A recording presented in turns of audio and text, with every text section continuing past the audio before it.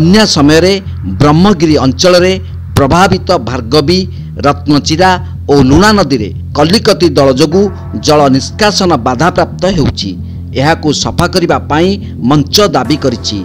एहा सह बन्या समय चाषी मानकु उपयुक्त क्षतिपूरण प्रदान करने दाबी पत्र दर्शा जाइछि। दाबी पत्र देवा समय युवनेता शक्ति प्रसाद प्रधान, प्रदीप पलाई, सत्यव्रत बेहेरा, सूर्यकांत दलाई, जितेन्द्र बेहेरा, विद्याधर माणिया, देवाशीष दलाई, सुकांत प्रधान और संग्राम बारिक अनेक युवक जोग देइथिले। ब्रह्मगिरी जो 5T सचिव जाइथिले अनार दर्शन करथिले एवं से कार्य को माननीय 5T सचिव अनुमोदन करिसेंती। आशा करूची से काम जेते शीघ्र आरंभ हो से ब्रह्मगिरीवासी उपकृत सह सारा भारत वर्षर लोक से उपकृत हेबे एवं प्रभुंकर प्रचार प्रसार आहरी उन्नत हम।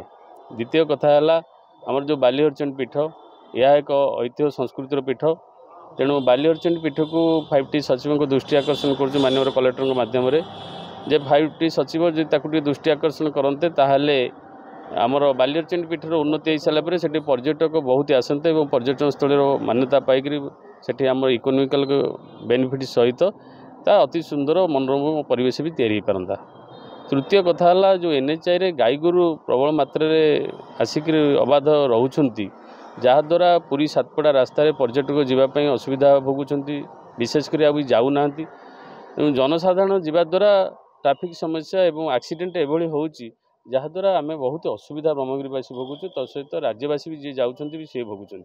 चिलिकार जो भली दल भर्ती होती से दल रहा द्वारा पानीटा जो फोर्स रे जीवा कथा वर्षा पानी एवं बन्या पानी जोटा फोर्स रे जीवा कथा सेटा जाई पारनी, जहाँ फले पानीर स्लो होगा द्वारा वाटर लॉकिंग तैयारी होछि।